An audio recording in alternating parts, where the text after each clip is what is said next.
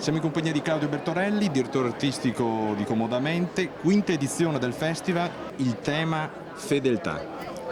Era necessario in un periodo di così grande difficoltà, ma direi di così grande disorientamento, andare ad individuare una parola che ricominciasse a mettere dei paletti. Lo vedrete dal programma che verrà presentato nelle prossime settimane. Abbiamo cercato di declinare tutti i risvolti della fedeltà, anche del tradimento, per cercare di capire appunto quanto e se devono stare distanti. Ci sarà un dialogo che mi viene in mente ora sulle parole infedeli, in cui probabilmente rimarremo abbastanza spiazzati. Stanno arrivando le prime adesioni, una alla quale tengo moltissimo, anche perché non credo che da queste parti si sia mai visto, è l'adesione che è arrivata ieri da parte di Achille Bonito-Oliva, che scrisse molti anni fa proprio un libro sul tradimento nel mondo dell'arte, ovviamente. Sarà una delle grandi chicche del festival di quest'anno, ma una delle grandi chicche a cui tengo moltissimo è quella che sta alle nostre spalle, ed è la collaborazione che è nata con USL e in cooperativa Insieme si può, e che ha aperto il centro diurno al festival. Il centro diurno diventa nei mesi del festival il front office, e gli utenti del centro insieme ai volontari hanno ad esempio in questi giorni allestito il centro diurno, ma poi lo faranno vivere accogliendo tutti quelli che vogliono venire a capire che cosa accadrà dal 2 al 4 di settembre. Il festival si sta spostando verso un ruolo 2.0 ed è questo il motivo per cui si sta accreditando su scala nazionale come uno dei punti fermi della candidatura del Nord-Est Capitale Europea della Cultura nel 2019, che è il vero orizzonte sul quale tutti dovrebbero lavorare, sia chi ha visto alla cultura come un soggetto da tempo libero, e questo è stato, ma soprattutto a chi oggi vede nella cultura il vero motore che ci fa ripartire. Quali altri personaggi ci saranno nel palco di questo quinto avvenimento? Il numero degli ospiti è abbastanza simile a quello dello scorso anno, circa 110-120.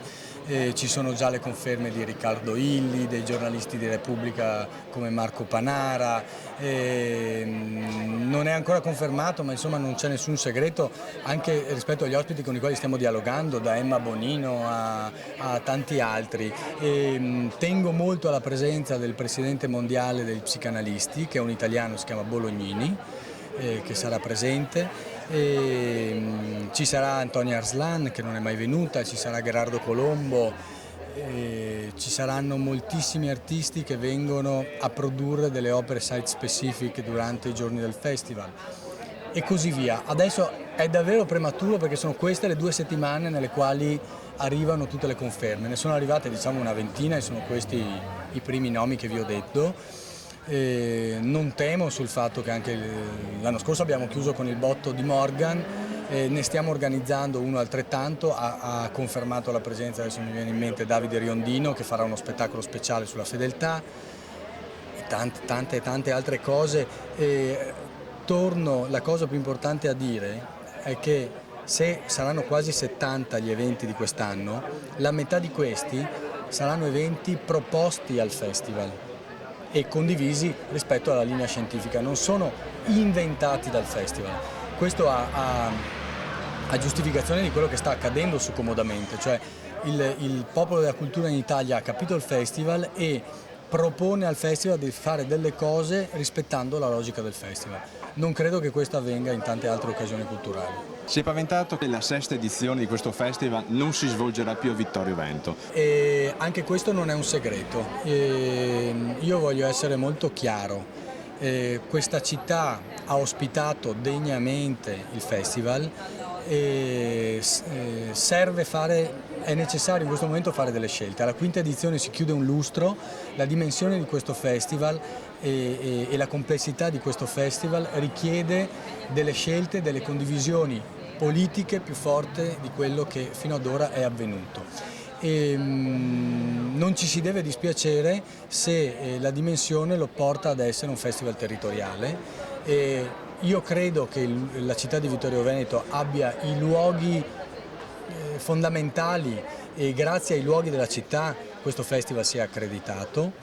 bisogna assolutamente fare delle scelte che lo stabilizzano.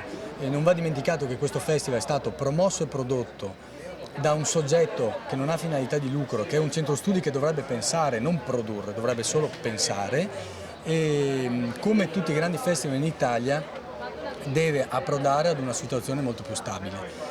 Qualunque soggetto istituzionale, territoriale lo comprenda è un nostro partner diretto. Tutto qua. La cosa che io segnalo ancora una volta è che la comunità il festival lo ha capito, lo ripeto, l'anno scorso c'è stata una condivisione totale e in questi mesi sono arrivate tantissime manifestazioni di interesse. Questa voce sta girando, io non voglio bloccarla perché se siamo nell'anno della crisi è giusto che tutti riflettiamo per davvero su questo. È un dato di fatto che in questo momento il festival ha una carta firmata e di questo va dato atto alla provincia di Treviso che su questo, sul festival, è sempre stata di una chiarezza assoluta, ma con una carta firmata un mese e mezzo dal festival si creano delle difficoltà difficilmente contenibili.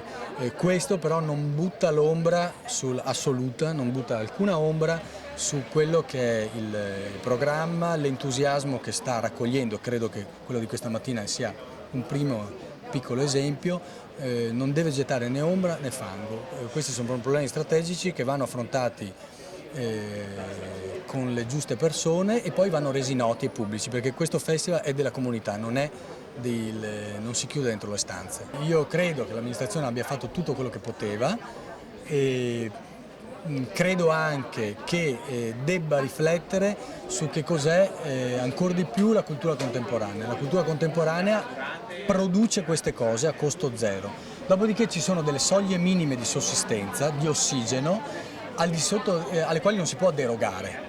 Allora, quello che io propongo anche in questo mese è di fare un tavolo di lavoro nella quale capire per davvero se e che cosa questa amministrazione può garantire al festival. Ripeto, ha già garantito tantissime cose, ma credo che anche l'amministrazione possa fare di più, con serenità. Ecco, questa è la cosa più importante.